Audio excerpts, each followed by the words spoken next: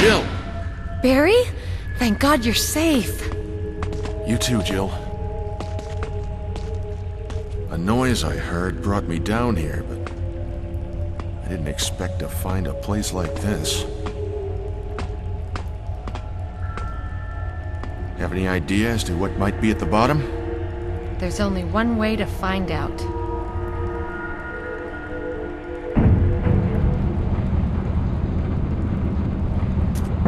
Resident Evil. Everybody was pretty surprised a while back when Capcom came out and announced that the Resident Evil franchise would be released exclusively for the GameCube for the foreseeable future. But everyone was even more surprised when they realized that the first game to signify the deal would be a remake of the original Resident Evil. Now, Capcom has went on record saying that 70% of the game was going to be changed, and that they've switched around the items and the enemies. And now that I've played through the game, I have to agree. It's definitely been a while since I played the original, but I must say that while I played this game, I really didn't remember a lot of stuff from the first game. So it definitely feels like a new and refreshing experience, which is probably the first thing I should say before getting onto the nuts and bolts. Now, the one thing that hasn't changed about the game is the gameplay. They've made a couple tweaks that make the game a little more fun to play and they give you a little more control, but at the same time, the base gameplay is still the same. You still control your character like a tank. Basically, if you push up, your character always walks forward. If you tap right or left, then they'll rotate around and then they'll spin in that direction.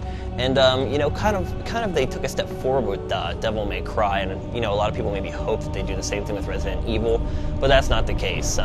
But the good thing is that they did make sure that all the little improvements that they've made over the years to the control scheme have been included. For instance, the quick turnaround has been added.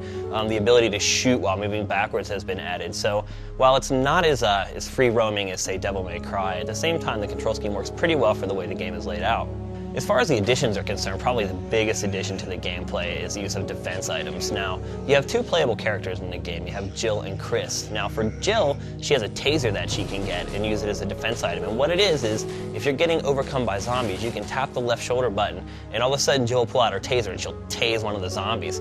And usually it'll take them down in one shot. And as far as Chris is concerned, his unique defense item is a hand grenade, and what he'll do is he'll take out the hand grenade, he'll stick it in the zombie's mouth, then you pull out your pistol and you shoot it, and it'll obviously blow up the zombie's head. Now, between the two of them, they can also use knives, and basically they don't really kill the zombies, but they come in handy for just getting them off of you so you can get a little bit of space. Now, these little additions make a big difference to the game, and I was really surprised how much strategy it added to the gameplay. The rest of the gameplay has remained basically untouched. You're still going to collect a lot of items, and you're going to have to run from one side of the mansion to the other to figure out where to use them. And you're still going to have to do a lot of box pushing throughout the game, which can definitely grate on the nerves after a while. But I think what it is that this game the whole structure of the game is built around this sort of puzzle element, and that there's really no way for them to just cash it in. So hopefully in the next few games, we'll get to see some changes as far as the gameplay is concerned. I don't know if you've looked at any screenshots or movies of this game already, but this game looks awesome. There's really no way to put it into words. It looks great in screenshots and on videos on the web, but until you see it with your own eyes, you really can't understand how great this game looks. Now, Capcom has went kind of backwards in that they've kind of reinstituted the graphic style that they use, where they have pre-rendered backgrounds with polygonal objects kind of used to accent it. And what it is like most of the backgrounds are pre-rendered, but then all the objects that you interact with are kind of polygonal. For instance, you'll have maybe a tree branch in the foreground just made out of polygons, and maybe all the grass is made out of polygons. And really, this is done to a startling effect. I really don't know how they pulled it off, but somehow they did. Because it's really cool how the polygonal objects interact with the pre-rendered backgrounds. For instance, a zombie could chomp you, and the blood will splatter all over the pre-rendered wall behind you.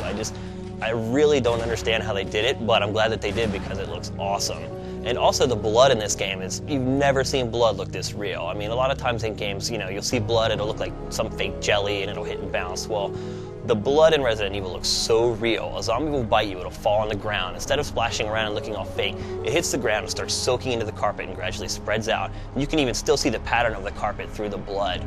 Other little details in the game, like for instance, the fact that every blade of grass is individually rendered and they all sway separately from each other. The fact that there's water running through almost every room in the game and it reflects your character when they run by. I still don't know how they pulled that one off either. Right now, I really can't think of another game that looks as good as this game on the GameCube. And granted, it's not all polygonal, but regardless of the end result, this game just looks flat out amazing. Now, as far as the sound is concerned, it's not it's definitely not as intense or technically proficient as the graphics. They basically just went for a straight up Dolby surround, which means that they unify the two rear channels, but somehow they made the positional sound in this game work great. You can come into a room and just by the sound alone, you can tell where the zombie is in the room.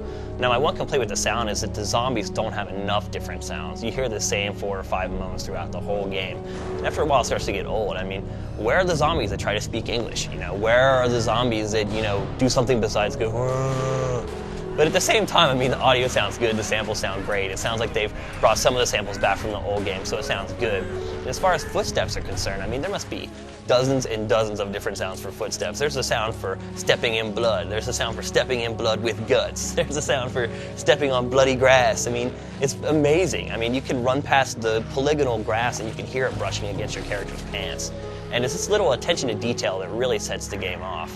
Overall, I'd have to say that Resident Evil for the GameCube is awesome.